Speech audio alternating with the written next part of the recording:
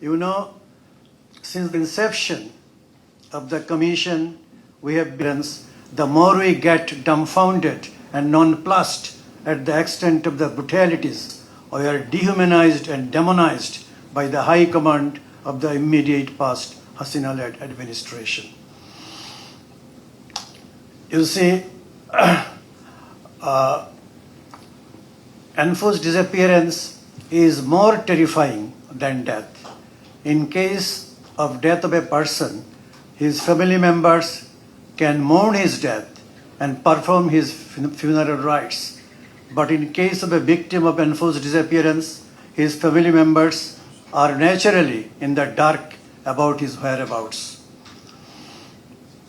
They are often left suspended in a void of uncertainty, torn between hope and despair, and burdened with a social stigma.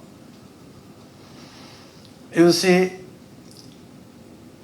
the judiciary failed to play a proactive role in curbing human rights abuses, including enforced disappearance.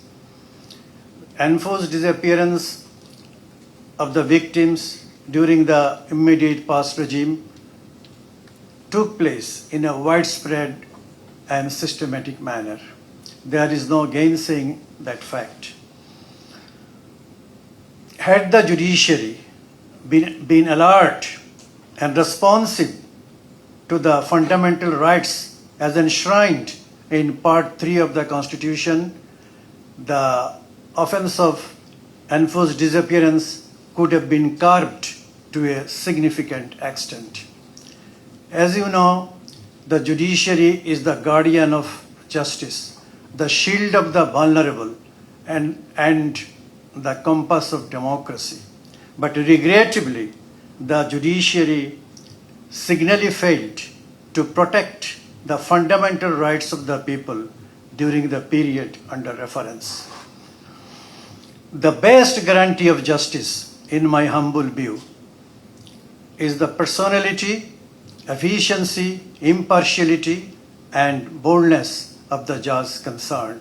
I have the firm conviction that by dint of his unquestionable integrity, impeccable impartiality, profundity of knowledge, and towering personality, a judge can still command unqualified, unwavering, and unflinching respect from the people in general and the members of the bar in particular.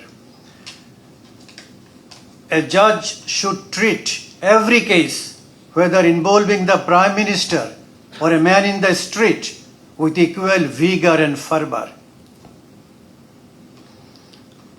As the judges don their robes every morning, they should remember the words of the Constitution.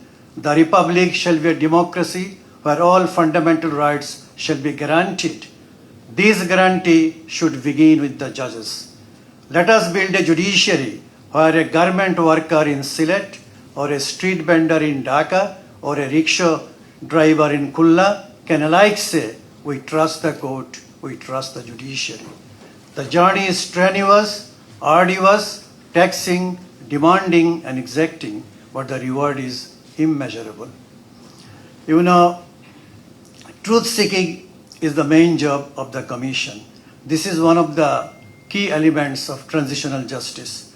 The other elements of transitional justice are prosecution of the alleged perpetrators of enforced disappearance, reparations are to be paid to the victims and the members of the affected families, and they must be rehabilitated and integrated into the mainstream society.